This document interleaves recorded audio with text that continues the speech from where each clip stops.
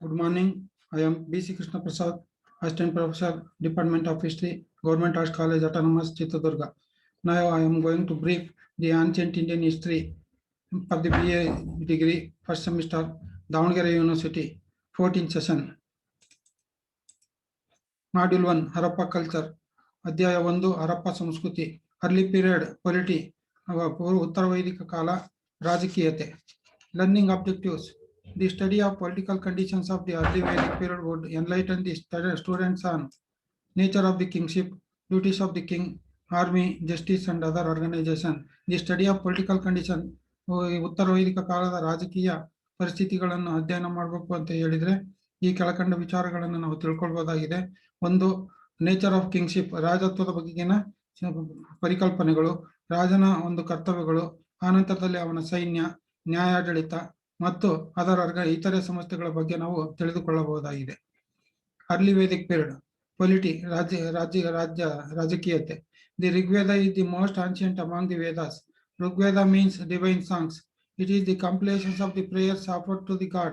It consists of 10 chapters with 1017 suktas.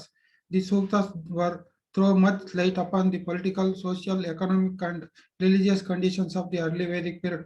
Rigveda is the most ancient Vedas. ಋಗ್ವೇದವು ಎಲ್ಲ ವೇದಗಳಿಗಿಂತ ಪ್ರಾಚೀನವಾಗಿರ್ತಕ್ಕಂಥ ವೇದವಾಗಿದೆ.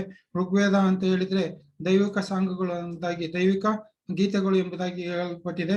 It is compilations of prayers of god. ಇದನ್ನು ದೇವತೆಗಳನ್ನ ಸ್ತುತಿಸ್ತಕ್ಕಂಥ ಸ್ತೋತ್ರಗಳ ಗೀತೆಗಳಾಗಿರುವುದನ್ನು ನಾವು ಕಾಣ್ತಾ ಹೋಗ್ತೀವಿ. ಈ ಋಗ್ವೇದದಲ್ಲಿ 10 ಅಧ್ಯಾಯಗಳು ಇರ್ತಕ್ಕಂಥದ್ದನ್ನು ನಾವು ಕಾಣ್ತಾ ಹೋಗ್ತೀವಿ. 1017 ಸೂಕ್ತಗಳು ಇರ್ತಕ್ಕಂಥದ್ದನ್ನು ನಾವು ಕಾಣ್ತಾ ಹೋಗ್ತೀವಿ.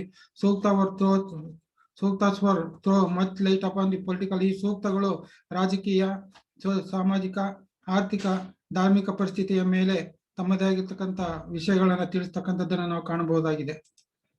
During the Rigvedic period the Aryans lived in a small villages. ಋಗ್ವೇದದ ಕಾಲದಲ್ಲಿ ಆರ್ಯನರು ಸಣ್ಣ ಗ್ರಾಮಗಳಲ್ಲಿ ವಾಸ ಮಾಡುತ್ತಿದ್ದರು. Kula was the term which they used for their family. ಕುಲ ಅಂತಕ್ಕಂಥದ್ದು ಅವರ ಒಂದು ಪದವಾಗಿತ್ತು.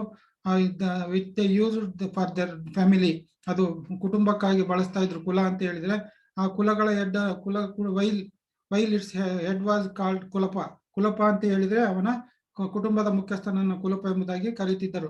Many families formed village called grama. Many families formed a village or a grama. ಅನೇಕ ಕುಟುಂಬಗಳು ಸೇರಿ ಒಂದು ಹಳ್ಳಿ ಆಗ್ತಾ ಇತ್ತು ಅಥವಾ ಗ್ರಾಮ ಆಗ್ತಾ ಇತ್ತು. And the head of the ಗ್ರಾಮ ವಾಸ್ ಕಾಲ್ಡ್ ಗ್ರಾಮಿಣಿ. ಗ್ರಾಮದ ಮುಖ್ಯಸ್ಥನನ್ನ ಗ್ರಾಮಿಣಿ ಎಂಬುದಾಗಿ ಕರೀತಾ ಇದ್ರು. ಮೆನಿ ಗ್ರಾಮಸ್ ವರ್ ಕಾಲ್ಡ್ ವಿಷಯ. ಅನೇಕ ಗ್ರಾಮಗಳು ಸೇರಿ ವಿಷಯಗಳಾಗ್ತಾ ಇದ್ವು. ಅದರ whose head used to be called as vishayapati. ಅದರ ಮುಖ್ಯಸ್ಥನನ್ನು ನಾವು ವಿಷಯಪತಿ ಎಂಬುದಾಗಿ ಕರಿತಿದ್ವಿ. Several vishayas used to form jana. ಅನೇಕ ವಿಷಯಗಳು ಸೇರಿ ಜನ ಆಗ್ತಾ ಇತ್ತು. Which was ruled by king called rajan. ಆ ಜನವನ್ನ ಯಾರು ಆಳ್ತಾ ಇದ್ರು ಅಂತ ಹೇಳಿದ್ರೆ ರಾಜನ್ ಎಂಬತಕ್ಕಂಥವನು ಆಳ್ತಾ ಇದ್ದ. ದ ಸ್ಟೇಟ್ ವಾಸ್ ಕಾಲ್ಡ್ ರಾಷ್ಟ್ರ. ರಾಜ್ಯವನ್ನ ಏನಂತ ಕರಿತಾ ಇದ್ರು ಅಂತ ಹೇಳಿದ್ರೆ ರಾಷ್ಟ್ರ ಎಂಬುದಾಗಿ ಕರೀತಾ ಇದ್ರು. The duties of the king. Monarchical form of government was prevalent during this period, though republican states who were also not known. Kingship was usually hereditary, but there were references in the early Vedic period which denote that at times when needs so arose, people could select a worthy monarch of their own choice from amongst the members of the royal family. The king was not absolute monarch, for the government of the tribe was in part of responsibility of the tribal councils, the Sabha and Samiti. The Sabha dealt with the local problems, while the Samiti used to discuss the national problems. The head of the state was the king. The primary duty of the king was to protect the lives, honor, and property of his subjects. Let them in war, punish the guilty. Important officials. Purahita, the Senani, and the Gramini were the chief officers of the king. The Purahita was the chief priest. Purahita was the chief priest and wielded good influences with the king. ಋಗ್ವೇದದ ಕಾಲದ ರಾಜ್ಯದ ಆಡಳಿತದ ನಿರ್ವಹಣೆಗಾಗಿ ಪುರೋಹಿತ, ಸೇನಾನಿ, ಗ್ರಾಮೀಣ ಎಂಬ ಅಧಿಕಾರಿಗಳನ್ನು ನೇಮಕ ಮಾಡಿಕೊಂಡಿದ್ದನು. ಪುರೋಹಿತನು ರಾಜನಿಗೆ ಆಪ್ತ ವಿಷಯದಲ್ಲಿ ಯುಕ್ತ ಸಲಹೆಗಳನ್ನು ನೀಡುತ್ತಿದ್ದನು. ಇದಲ್ಲದೆ ಈತನು ರಾಜನೊಂದಿಗೆ ಯುದ್ಧ ಭೂಮಿಗೆ ಹೋಗಿ ರಾಜನ ಯಶಸ್ಸಿಗಾಗಿ ಅವನ ಹೋಮಾದಿಗಳನ್ನು ಆಚರಿಸುತ್ತಿದ್ದನು. ಧಾರ್ಮಿಕ ವಿಷಯಗಳ ಮೇಲ್ವಿಚಾರಣೆ ಮಾಡುತ್ತಿದ್ದನು. ಸೇನಾನಿಯು ಸೈನ್ಯದ ಮುಖ್ಯಸ್ಥನಾಗಿ ಶತ್ರುಗಳ ವಿರುದ್ಧ ಕಾರ್ಯಾಚರಣೆಯಲ್ಲಿ ರಾಜನಿಗೆ ಸಹಾಯ ಮಾಡುತ್ತಿದ್ದನು. ಗ್ರಾಮೀಣಿ ಗ್ರಾಮದ ಮುಖಂಡನಾಗಿದ್ದು ಸೇನಾ ಮತ್ತು ನಾಗರಿಕ ಕಾರ್ಯಗಳನ್ನು ನಿರ್ವಹಿಸುತ್ತಿದ್ದನು. ಈ ಕಾಲದ ರಾಜ ಗೂಢಚಾರ ವ್ಯವಸ್ಥೆಯನ್ನು ಹೊಂದಿದ್ದನೆಂದು ತಿಳಿದು ಬರುತ್ತದೆ. The main elements of the army var chariots and infantry.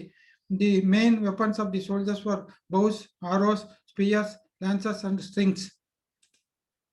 Summary of the session. Students should be familiar with the nature of the kingship duties and the duties of the king, army, justice, and other organizations.